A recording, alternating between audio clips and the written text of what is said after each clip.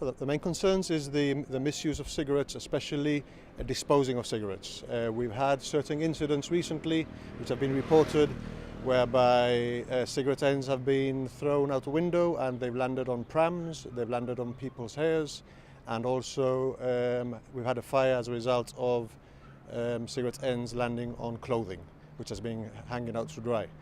Therefore it is very important that we make the public aware of disposing of cigarettes properly, adequately. The use of an ashtray, if you're smoking out the window, use of an ashtray, extinguish the cigarette properly and then dispose of it in an ashtray and in a dustbin. Not to flick cigarettes out the window because it is very dangerous for members of the public. Well, you'd think it'd be pretty much common sense, but these incidents where people seem to be acting in a careless and irresponsible manner continuing to occur? It's an ongoing problem. Obviously, we've had this problem it's always existed and it's been highlighted for a number of years. We produce this leaflet which we distribute to all different estates. We've done many of the estates in Gibraltar.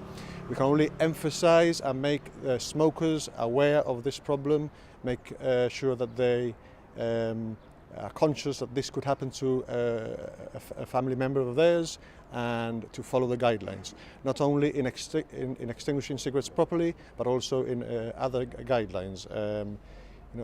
Making sure that children are not accessible to lighters and to matches, not smoking when they're under the influence of alcohol, because they might fall asleep with a cigarette lit up, which could cause a fire in the home. Well, you refer to a couple of incidents, but just how serious were the consequences here? The problem with this issue is that there are many near misses. 99% of the times it results in a burn mark, in a slight accident to children in this case, or to hair, but there's that 1% which leads to fires, and fires in dwellings.